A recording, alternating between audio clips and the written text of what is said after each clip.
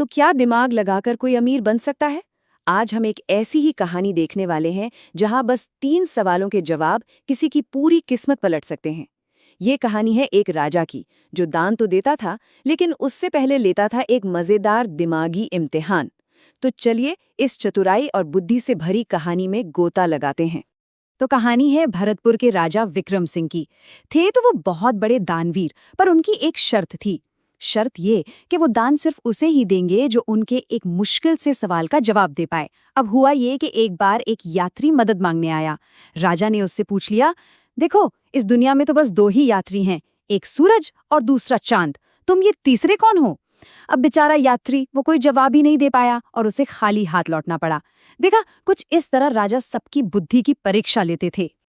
अब कहानी में एंट्री होती है किशन नाम के एक गरीब ब्राह्मण की। असल में वो अपनी बेटी की शादी को लेकर बहुत परेशान थे। पैसों की तंगी थी और चिंता थी कि दिन ब दिन बढ़ती जा रही थी। उनकी पत्नी ने सलाह दी कि क्यों न राजा विक्रम सिंह से मदद मांगी जाए।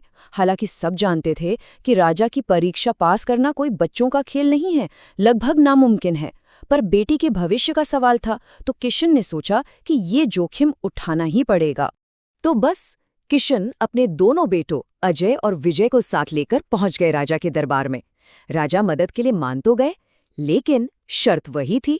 उन्होंने कहा कि मैं तुम्हें 3 अधूरी कहानियां सुनाऊंगा और तुम्हें अपनी समझदारी से उन्हें पूरा करना होगा। तो ये कोई सीधा साधा सवाल जवाब नहीं था, ये तो लॉजिक, क्रिएटिविटी और हाजिर जवाबी तीनों का टेस्ट था, और पास भी पूरे परिवार को मिलकर होना था। अच्छा, तो राजा ने पहली परीक्षा रखी सीधे ब्राह्मण किशन के सामने। उन्होंने वीरपुर की राजकुमारी पद्मा की कहानी सुनानी शुरू की। कहानी ये थी कि राजकुमारी को अपने लिए एक सही पति चुनना था, एक बहुत ही मुश्किल फैसला। और जैसा कि राजा ने बताया, ये चुनाव दूर दूर तक आसान नहीं था। तो देखिए, राजकुमारी पद्मा के लिए 4 बहुत ही असाधारण रिश्ते आए थे, और हर एक में गजब का हुनर था। पहला था एक व्यापारी जो अपने पैसे को मैनेज करने में उस्ताद था। दूसरा, एक ऐसा इंसान जो जानवरों और पक्षियों सबकी भाषा समझ सकता था। तीसरा था वेदों और शास्त्रों का महाज्ञानी, एक बहुत बड़ा विद्वान। और चौथा था एक ऐसा धनुर्धर जो सिर्फ आवाज सुनकर बिना देखे एकदम सटीक निशाना लगा सकता था। मतलब हर कोई अपने आप में बेस्ट था। तो राजा ने ब्राह्मण से यही सवाल पूछा कि भाई, इन 4 काबिल लोगों में से राजकुमारी पद्मा को आखिर चुनना किसे चाहिए? अब ये सिर्फ पसंद नापसंद का मामला नहीं था, ये तो एक लॉजिक और दूर की सोच का टेस्ट था। सोचिए जरा, क्या इसका कोई एक सही जवाब हो सकता है, या कोई ऐसा जवाब है जो बाकियों से बेहतर हो? और यहीं पर ब्राह्मण ने दिया एक जबरदस्त जवाब। उन्होंने समझाया कि देखिए, व्यापारी एक वैश्य है, भाषा को जानने वाला एक ज्ञानी है, और वेदों का ज्ञाता तो खुद एक ब्राह्मण है।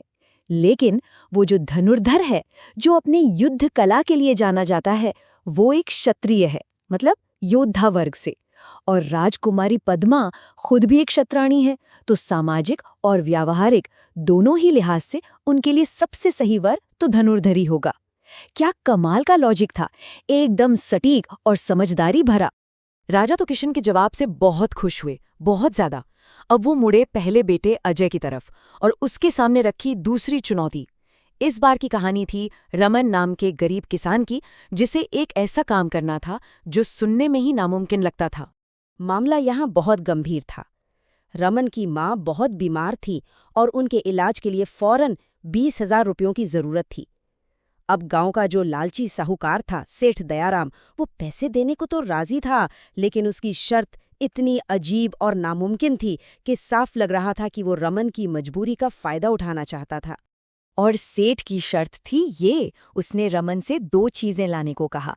पहली, एक कागज में हवा, और दूसरी, एक कागज में आग। अब ये तो ऐसी पहेली थी कि किसी का भी सर चकरा जाए। भाई, कोई कागज में हवा और आग कैसे ला सकता है, वो भी बिना कागज को जलाए या फाड़े? अब सोचिए, कहानी में टेंशन कितना बढ़ गया होगा।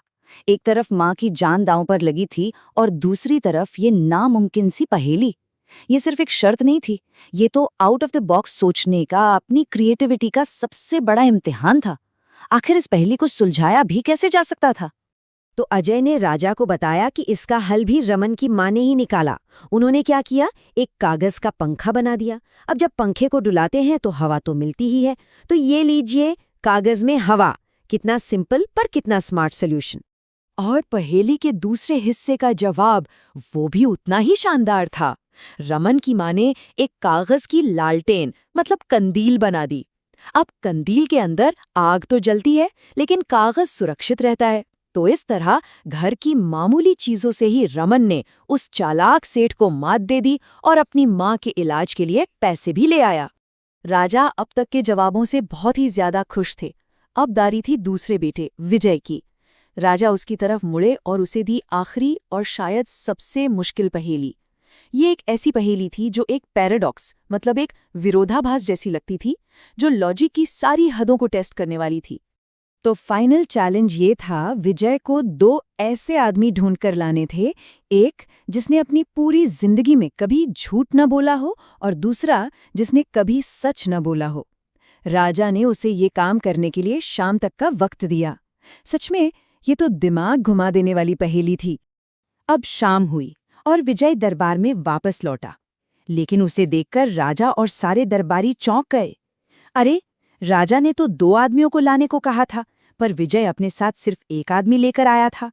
तो क्या विजय आखिरी परीक्षा में फेल हो गया, या इस पहेली में कोई ऐसा राज था जिसे कोई पकड़ नहीं पा रहा था? और यहीं पर विजय ने उस विरोधाभास को बड़े ही शानदार तरीके से सुलझाया। विजय ने बताया कि ये आदमी गूंगा है, क्योंकि ये बोल नहीं सकता, इसलिए इसने अपनी जिंदगी में कभी झूठ नहीं बोला और इसी वजह से इसने कभी सच भी नहीं बोला है। एक ही इंसान और दोनों शर्तें पूरी, ये होती है out of the box thinking. कमाल है। राजा तो उस परिवार की मिलीजुली बुद्धि से इतने प्रभावित हुए कि बस अब उन्होंने अपना आखिरी फैसला सुनाया। उन्होंने सिर्फ उनके ज्ञान को ही नहीं परखा था, बल्कि उनकी सादगी और उनकी चतुराई को भी देख लिया था। राजा इतने खुश हुए कि उन्होंने सिर्फ दान ही नहीं दिया, बल्कि ब्राह्मण की बेटी की शादी का पूरा खर्च खुद उठाने का ऐलान कर दिया। उस परिवार की तो सारी चिंताएं ही खत्म हो गई। और ये इस बात का सबसे बड़ा सबूत है कि असली ज्ञान और बुद्धि की कीमत क्या होती है। तो इस पूरी कहानी से हम क्या सीख सकते हैं? हमने देखा कि दिमाग या बुद्धिमानी भी तीन अलग अलग तरह की होती है।